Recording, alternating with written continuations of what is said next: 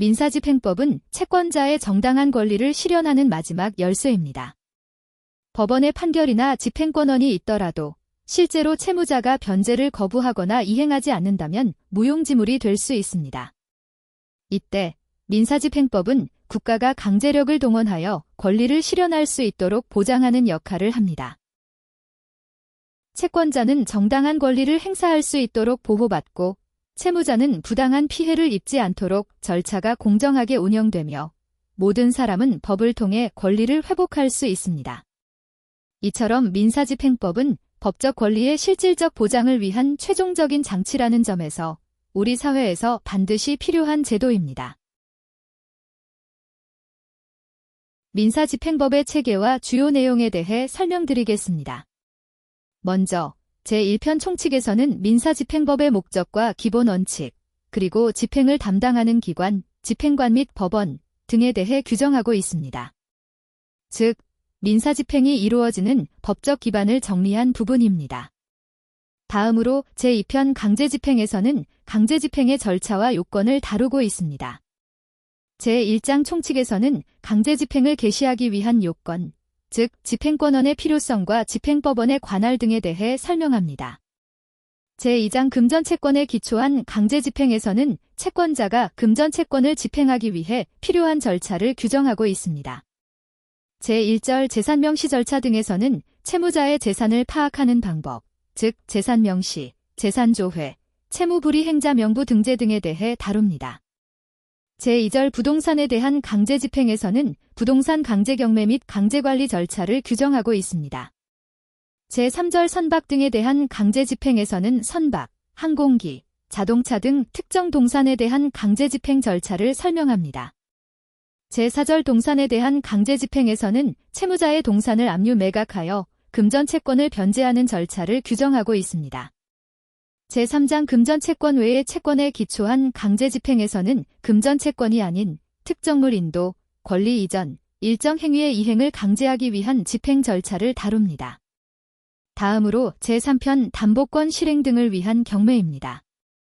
여기서는 저당권, 근저당권과 같은 담보권을 실행하기 위한 경매 절차를 규정하고 있습니다.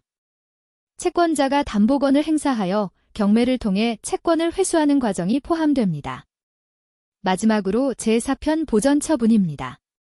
보전처분은 본안 소송 전 또는 소송 중에 채무자의 재산이 유출되는 것을 막기 위한 절차입니다. 제1장 가압류는 금전채권을 보전하기 위한 절차로 채권자가 본안 소송 전 재산을 확보하기 위해 신청하는 제도입니다. 제2장 가처분은 금전채권 이외의 권리를 보전하는 절차로 예를 들어 부동산 등기 이전을 방지하거나 특정 행위를 금지하는 내용이 포함됩니다.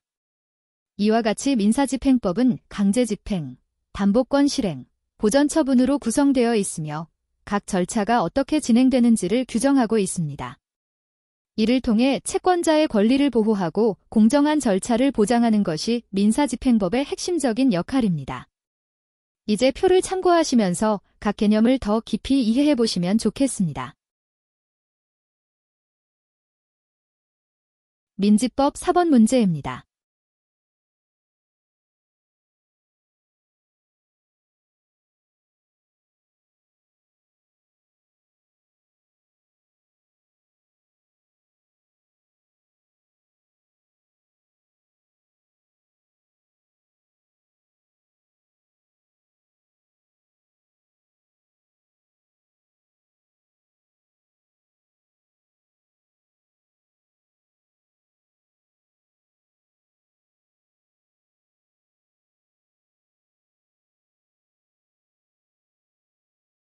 이번 시간에는 민사집행법 제301조 및 제287조에 따른 제소명령 불이행 시 가처분 취소 요건을 다룬 판례입니다. 먼저 사건의 개요에 대한 간략한 설명을 드리겠습니다. 1. 가처분 결정. 피신청인은 신청인, 유한회사 외일인 등을 상대로 토지 소유권의 기한 토지인도 청구권을 피보전 권리로 하는 부동산 처분금지 가처분 결정을 받았습니다. 2. 2023년 1월 27일 신청인들이 피신청인에게 본안 소송을 제기할 것을 명하는 제소명령을 신청하였고 법원은 이를 받아들여 제소명령을 발령하고 피신청인에게 송달되었습니다. 3. 2023년 2월 11일경 피신청인은 신청인들을 상대로 토지지료 상당의 부당이득금 지급 청구 소송을 제기하였습니다. 4. 2023년 4월 14일 피신청인은 기존의 부당이득금 지급 청구에서 건물 철거 및 토지 인도 청구로 변경하는 청구 취지 및 청구 원인 변경 신청서를 제출하였습니다. 원심은 피신청인이 제소명령을 받고도 처음에는 금전 채권을 구하는 소를 제기했다가 이후에 특정물 이행 청구권으로 청구 취지를 변경한 사실을 고려하여 가처분 취소를 기각하였습니다. 그러나 대법원은 피신청인이 제소명령 기간 내에 본안 소송을 제기했다고 볼 수 없다고 판단하고 따라서 원심 결정을 파기하고 사건을 다시 심리 판단하도록 환송하였습니다.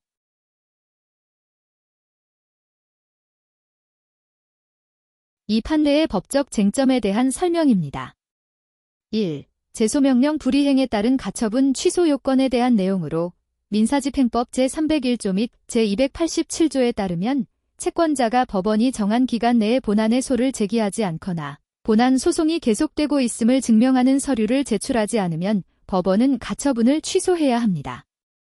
이 제도는 본안 소송이 실제로 진행되고 있더라도 채권자가 기한 내에 법원에 증명 서류를 제출하지 않으면 가처분이 취소되는 것을 의미합니다.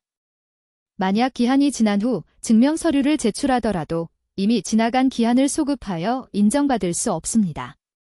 청구 취지를 변경하는 방식으로 본안의 소를 추가로 제기하는 경우에도 동일한 원칙이 적용된다는 것입니다.